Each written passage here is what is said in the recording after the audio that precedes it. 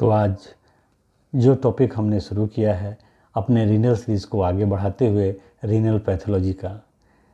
Renal pathology clinical point of view से काफ़ी important है। हालांकि ये जो हमारा वीडियो है वो समझने और समझाने के दृष्टिकोण से ये काफ़ी लंबा है, इसीलिए हमने इसे सुविधा के ख्याल से पार्ट बाय पार्ट में बनाने का प्रयास किया है।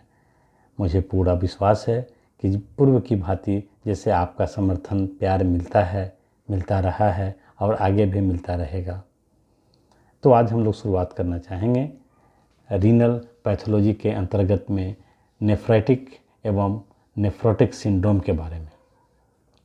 काफ़ी क्लिनिकल पॉइंट ऑफ व्यू से काफ़ी इम्पोर्टेंट है और इसमें हम देखेंगे कि अगर नेफ्रॉन के जो फिल्ट्रेशन यूनिट है ग्लोमेरुलस, अगर ग्लोमेरुलस में किसी भी प्रकार का अगर अल्टरनेशन होता है, किसी भी प्रकार का इंजरी होता है, चाहे वो डायबिटीज मेलिटस के कारण हो, हाइपरटेंशन के कारण हो, क्रोनिक ग्लोमेरुलोनेफ्राइटिस के वजह से हो या किसी ऑटो इम्यून डिजीज़ के वजह से हो, चाहे जिस वजह से भी हो, अगर इसके स्ट्रक्चर में अगर अल्टरनेशन होता है ड्यू टू इंजरी, तो वैसी स्थिति में हमारे बॉडी पर क्या क्या प्रभाव पड़ेगा इसके बारे में हम लोग विस्तृत चर्चा करेंगे। हालांकि इस टॉपिक को समझने के लिए चित्र का सहारा लेना ज़्यादा उचित है, इसीलिए हमने चित्र के सहारे इसे समझाने का पूरा प्रयास किया है। तो सबसे पहले मैं आपको ये बता दूं कि इस टॉपिक को अच्छी तरह से समझने के लिए जो मेरा पहले का वीडियो है रीनल सीरीज में, जैसे structure of glomerulus, function of nephron, GFR किन किन फैक्टर्स पर डिपेंड करता है और किन परिस्थितियों में ऑटो रेगुलेट हो जाता है, अगर ये वीडियो आपने नहीं देखा है तो आप इस टॉपिक को समझने के लिए आपको उसे देखना काफ़ी ज़रूरी होगा। इसीलिए अगर आपने नहीं देखा हो तो उस वीडियो को भी देखने का प्रयास करेंगे ताकि इस जो टॉपिक है रीनल पैथोलॉजी उसे आप अच्छी तरह से समझ सकें। जैसे स्ट्रक्चर ऑफ ग्लोमेरुलस, तो स्ट्रक्चर ऑफ ग्लोमेरुलस समझने के लिए सबसे पहले हम लोग नेफ्रॉन को समझेंगे। जैसा कि आपको पता है कि नेफ्रॉन जो है किडनी का फंक्शनल यूनिट है और एक किडनी में लगभग 1.2 मिलियंस नेफ्रॉन पाए जाते हैं और प्रत्येक नेफ्रॉन में एक ग्लोमेरुलस पाए जाते हैं। तो हम लोग यहाँ जो चर्चा करने जा रहे हैं वो एक नेफ्रॉन पर आएंगे और एक नेफ्रॉन का एक ग्लोमेरुलस पर आएंगे। हम रहेगा कि नेफ्रॉन के कितने पार्ट्स होते हैं।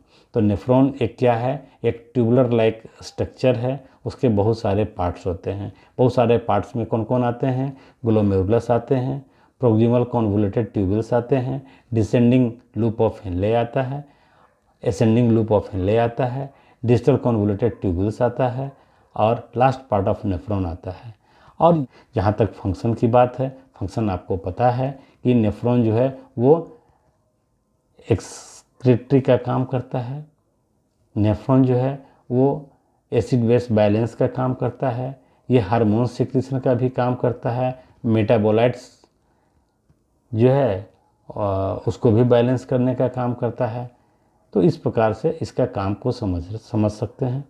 और अगर इसमें किसी भी प्रकार का किसी भी पॉइंट पर अगर अल्टरनेशन आ जाता है, वैसी स्थिति में ये पूरा बॉडी को जो इसका बॉडी के लिए जो इसका फंक्शन है वो अल्टर कर देता है। तो नेफ्रोटिक और नेफ्रेटिक सिंड्रोम समझने के लिए हम लोग ग्लोमेरुलस के बारे में विचार करेंगे।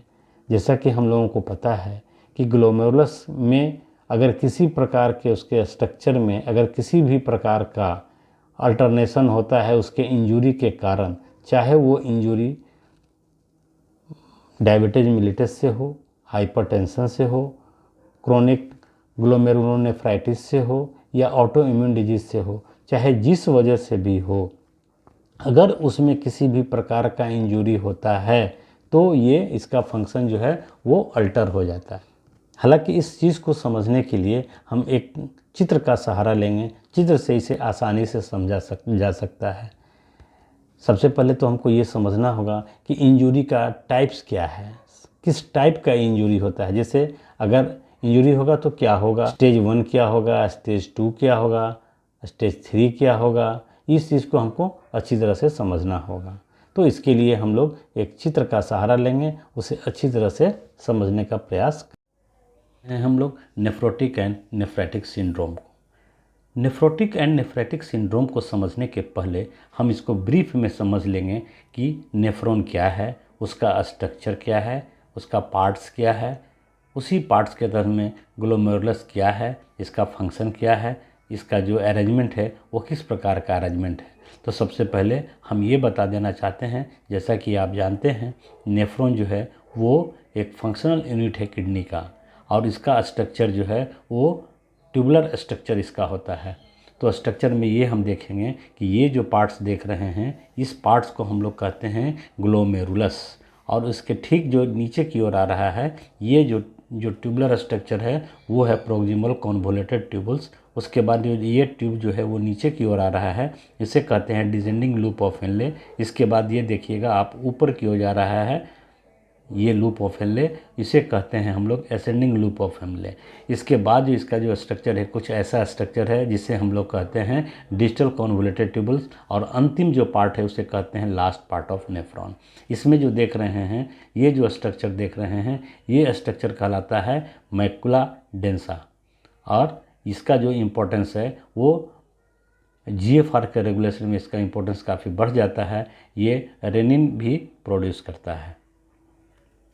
अब देखिए, अब इसके जो ये जो पार्ट्स देख रहे हैं ग्लोमेरुलस का जो पार्ट्स है, आज हम लोग मेन फोकस जो है हम लोगों का ग्लोमेरुलस पर ही होगा। तो सबसे पहले ये हम जानें कि ग्लोमेरुलस है क्या। तो ग्लोमेरुलस को अगर मोटे तौर पर हम कहें तो ये एक नेफ्रॉन का फिल्ट्रेशन यूनिट है, मतलब यहाँ फिल्ट्रेशन की क्रिया यही होती है। यहाँ एक चीज़ और आपको बता देना चाहते हैं कि जनरली जो लोगों को मानसिकता है कि जो किडनी है वो फिल्ट्रेशन का काम करता है, तो फिल्ट्रेशन का काम करता है, ये बात सही है कि फिल्ट्रेशन का काम करता है, लेकिन यूरिन का फॉर्मेशन जो है केवल फिल्ट्रेशन से नहीं होता है, बल्कि जो फिल्ट्रेट जो होता है, जो मिलता है हम लोगों को फिल्ट्रेशन के बाद, ये बहुत सारा जो इसमें जो सब्सटेंसेस है उसका बॉडी के नीड्स के हिसाब से ये रीएब्जॉर्ब होता है, और बॉडी भी इसमें बहुत कुछ सीक्रेट करता है, तब जा कर के यूरिन का फॉर्मेशन होता है। मैं आपको बता देना चाह रहा हूँ कि टोटल फिल्ट्रेशन का जो अगर 100% फिल्ट्रेशन का आपका 1% ही यूरिन का फॉर्मेशन में भाग लेता है, बाकी 99% जो है वो रीएब्जॉर्ब हो जाता है। तो खैर चलिए अब हम शुरुआत करते हैं ग्लोमेरुलस के स्ट्रक्चर के बारे में। तो ये आप जो देख रहे हैं ये जो आर्टरी जो सप्लाई हो रहा है ये आर्ट्रियोल्स है, जो रीनल आर्टरी से आकर के ये एफरेंट आर्ट्रियोल्स बनाया है। ये एफरेंट आर्ट्रियोल्स यहाँ ग्लोमेरुलस में आने के बाद ये कैपिलरी में ये ब्रेक डाउन हो जाता है, बहुत सारा कैपिलरी में ये ब्रेक डाउन हो जाता है। करीब 10 से लेकर के 15 तक कैपिलरी टफ्ट यहाँ बनाता है, लेकिन पिक्चर में केवल 2-3 दिखाई दे रहा है, लेकिन वास्तविक में जो है यहाँ 10 से लेके 15 तक एक ग्लोमेरुलस में ये कैपिलरी टफ्ट बनाता है, और फिर ये रीज्वाइन करके इफरेंट आर्टेरियल बनाता है। इफरेंट आर्टेरियल्स जो है वो फिर आगे चल करके ये फिर एक कैपिलरी बनाता है। इस कैपिलरी को हम लोग कहते हैं पेरीट्यूबुलर कैपिलरीज, और ये फिर अंततः जो है वो वेनुल्स और वेन्स में आकर के ड्रेन कर जाता है। अब जब हम बनावट की बात करेंगे तो आपको बता देना चाह रहे हैं कि ये जो एंडोथेलियम सेल जो आप देख रहे हैं ये एंडोथेलियम सेल एक स्पेशलाइज्ड एंडोथेलियम सेल का बना होता है। स्पेशलिटी इसमें ये होती है कि इसका जो निचला जो सतह आप देख रहे हैं, जो ये निचला जो है ये अगर टफ्ट, अगर ये कैपिलरी का टफ्ट का इस तरह अगर कैपिलरी का टफ्ट बनाया है, तो जो ये जो निचला हिस्सा देख रहे हैं, निचला जो सतह देख रहे हैं, इसमें एक होल होता है जिसे हम कहते हैं फेनेस्ट्रेशन। और ये इस प्रकार से जो एंडोथेलियल सेल है, यहाँ का जो एंडोथेलियल सेल है उसको हम लोग कहते हैं फेनेस्ट्रेटेड एंडोथेलियम सेल। और इसके ठीक नीचे जो देख रहे हैं ये GBM है। मैं यहाँ एक बात और आपको बता देना चाहता हूँ कि ये जो पोर देख रहे हैं, जो होल देख रहे हैं, इस होल का साइज होता है 70 नैनोमीटर से लेकर के 100 नैनोमीटर तक। आगे चल के आप देखेंगे कि ये सब होल का क्या महत्व है, ये इसका एक बहुत काफ़ी महत्व रहता है, जो आगे चल के अभी हम लोग जस्ट इसका देखेंगे। और इसके जो नीचे जो आप देख रहे हैं वो है GBM। GBM का मतलब होता है ग्लोमेरुलस बेसमेंट मेम्ब्रेन। और इसके ठीक ऊपर जो आप देख रहे हैं, इस प्रकार से बहुत जगह जो है, ये जो आप देख रहे हैं ये सेल्स हैं, जिस सेल्स को हम लोग कहते हैं मेसेंजियल सेल। और मेसेंजियल सेल्स और कनेक्टिव टिश्यू बना करके ये बनाता है, उसे हम लोग कहते हैं मेसेंजियम। मेसेंजियम इसको कहते हैं। इसका क्या इंपॉर्टेंस है, ये मैंने पिछले एपिसोड में आपको सारी चीज़ का मैंने विस्तृत रूप से वर्णन किया है कि इसका क्या इंपॉर्टेंस है। अब देखिए, अब ये जो आप देख रहे हैं, ये जो स्पेशल लैब के एक थिक जो पार्ट दिख रहा है वो है GBM, मतलब हुआ ग्लोमेरुलस फिल्ट्रेशन मेम्ब्रेन। तो इसका जो है आप इसको अगर इसको सेक्शन कटिंग कर करके इसका एक पार्ट्स को अगर आप देखेंगे, ये साधारण माइक्रोस्कोप से नहीं, आपको सिंपल माइक्रोस्कोप से इसमें कुछ चेंजिंग नज़र नहीं आएगा या इसका कोई भी ऑर्गन आपको दिखाई नहीं देगा। लेकिन अगर आप इलेक्ट्रॉन माइक्रोस्कोप का सहारा लेंगे तो उसका स्ट्रक्चर कुछ इस टाइप का होता है। ये एक पीस ऑफ GBM है और इसमें देखा गया कि ये जो बीच में एक डार्क कलर का एक स्ट्रक्चर बना हुआ है, जिसे हम लोग कहते हैं लेमिना डेंसा। इसको हम लोग कहते हैं लेमिना डेंसा। और जो इसके ऊपर का जो देख रहे हैं भाग और एक नीचे का भाग देख रहे हैं, वो उतना डार्क नहीं होता है जितना कि लेमिना डेंसा होता है। तो इसको हम लोग कहते हैं लेमिना रेरा इंटरना और इस भाग को हम लोग कहते हैं लेमिना रेरा एक्सटर्ना। विस्तृत जो है इसकी जानकारी स्ट्रक्चर ऑफ ग्लोमेरुलस में आपको दे दी गई है। अब देखिए, ये जो GBM यहाँ लगा हुआ है, ये भी एक बहुत बड़ा क्लिनिकल पॉइंट है जिसकी चर्चा हम लोग जस्ट थोड़ी देर बात करेंगे। तो यहाँ इस प्रकार से हम देख रहे हैं कि ऊपर में एंडोथेलियल सेल्स है, एपिथेलियल सेल्स है और नीचे में जो है वो एक स्पेशल टाइप का मेम्ब्रेन बना हुआ है और बीच में GBM है। तो नीचे जो मेम्ब्रेन बना हुआ है वो एपिथेलियल सेल का बना होता है, जो एक स्पेशलाइज्ड एपिथेलियम सेल है। तो स्पेशलाइजेशन इसमें क्या है कि इसमें जो है नीचे में आप देख रहे हैं ये फूट लाइक प्रोसेस बना हुआ है, जिसको पोडोसाइट कहते हैं। और इसका जो अरेंजमेंट भी है, एक विशेष किस्म का इसका अरेंजमेंट होता है। जैसे ये जो देख रहे हैं आप, इसका जो अरेंजमेंट देख रहे हैं, ये जस्ट चिपका हुआ रहता है GBM से। और इसके जो एपिथेलियल सेल है, इसके बीच में जो है वो एक स्लिट होता है, जिसे हम फिल्ट्रेशन स्लिट कहते हैं। और इसका जो है फिल्ट्रेशन स्लिट जो है वो 20 नैनोमीटर से लेकर के 30 नैनोमीटर तक इसका साइज होता है। अब आप इसको अच्छी तरह से इसके अरेंजमेंट को समझिए। ये इस टाइप का अरेंजमेंट किया हुआ है कि ये जो है ऊपरी सतह जो है, ये जो ऊपरी सतह है ना, ये अगर एपिथेलियल सेल है तो इसकी ऊपरी सतह जो है वो GBM से इस प्रकार से चिपका हुआ है, ये इस प्रकार से चिपका हुआ है। और ये दो एपिथेलियम के बीच में जो इसका ज्वाइनिंग है वो कुछ इस तरह से है, मतलब इंटरडिजिटेड ढंग से जो है वो ज्वाइनिंग किया हुआ है। और ये जो पोर देख रहे हैं, ये जो पोर देख रहे हैं, ये देख रहे हैं, यही यहाँ एक स्लिट है जिसे हम फिल्ट्रेशन स्लिट कहते हैं। और अभी आपको बताया गया है कि इसकी स्लिट जो है वो 20 to 30 नैनोमीटर होता है। और इसकी बनावट में ये देखा गया कि जो एंडोथेलियल सेल है, ये जो एंडोथेलियल सेल है, इसके ऊपर एक निगेटिवली मतलब हाईली निगेटिवली चार्ज का एक जो है पार्टिकल्स जो है वो डिपॉजिट रहता है, जिसे हम कहते हैं सियाइलोग्लाइकोप्रोटीन को हम। और ये जो यहाँ जो आप देख रहे हैं, यहाँ भी एक निगेटिवली चार्ज जो है मॉलिक्यूल्स रहता है, जो पॉली एनायंस का होता है। वो भी एक पॉली एनायंस का मतलब क्या हुआ, एनायंस मतलब एनायंस माने नेगेटिवली चार्ज, पॉली माने बहुत सारा। तो यहाँ आप इस प्रकार से आप देख रहे हैं कि ये जो पूरा फिल्ट्रेशन का यूनिट जो है वो निगेटिवली चार्ज है। और इसमें जो है वो पोर और स्लिट मिलता है, मतलब फेनेस्ट्रेशन और फिल्ट्रेशन स्लिट मिलता है।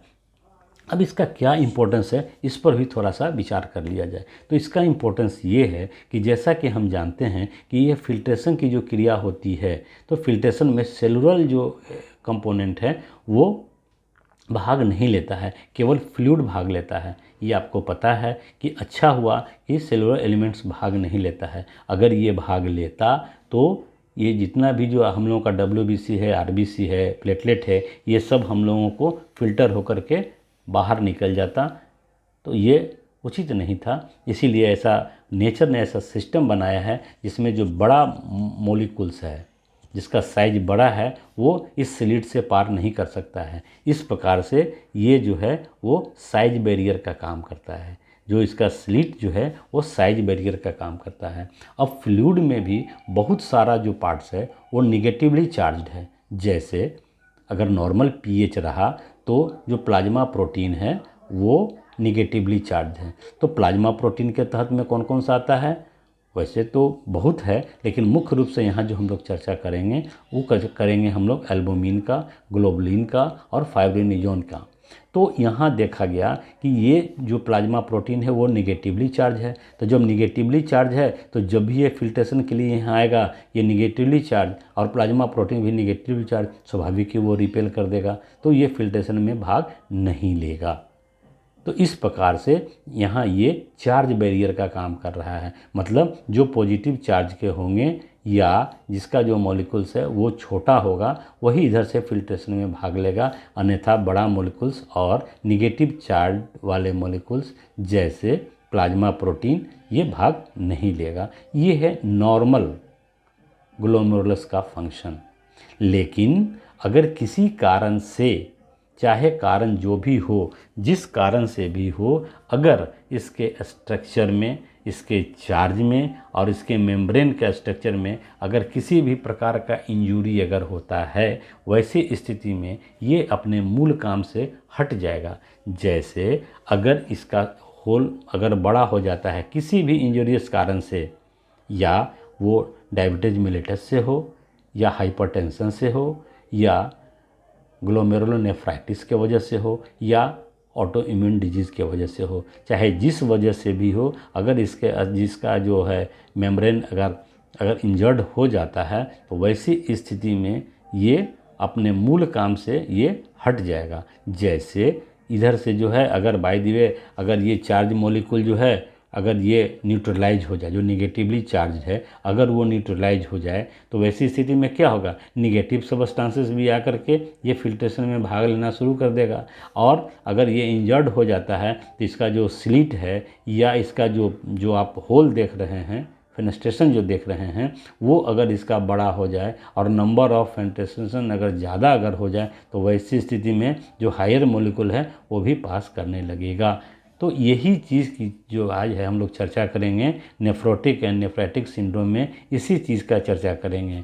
जैसे अगर केस 1 अगर हम लेकर के चलते हैं कि अगर केस 1 में क्या हो सकता है, तो अगर इसका इंजरी अगर हल्का इंजरी होगा, बहुत ज़्यादा इंजरी नहीं होगा, तो वैसी स्थिति में क्या होगा, वैसी स्थिति में ये अगर न्यूट्रलाइज हो जाता है, जो निगेटिवली चार्ज अगर मॉलिक्यूल यहाँ है अगर वो न्यूट्रलाइज हो जाता है, तो वैसी स्थिति में एल्बुमिन, स्वाभाविक है कि एल्बुमिन पास कर सकता है, चूँकि एल्बुमिन का साइज अन्य जो प्लाज्मा प्रोटीन है उससे छोटा है और वो करीब करीब इसमें आसानी से आ जा सकता है, माने फिल्ट्रेशन की क्रिया में भाग ले सकता है। तो अगर इंजरी आपका बहुत माइल्ड हो, तो वैसी स्थिति में एल्बुमिन, यहाँ इस पर ध्यान दिया जाए, ये केस 1 इसको बनाया गया है, ये केस 1 है। तो केस 1 में क्या देखा जा रहा है कि ये जो है इधर से एल्बुमिन केवल लीक कर रहा है, केवल एल्बुमिन पास कर रहा है। तो वैसी स्थिति में इसे हम क्या कहेंगे, चूँकि ये सिलेक्टिव है कि ओनली एल्बुमिन ही पास कर रहा है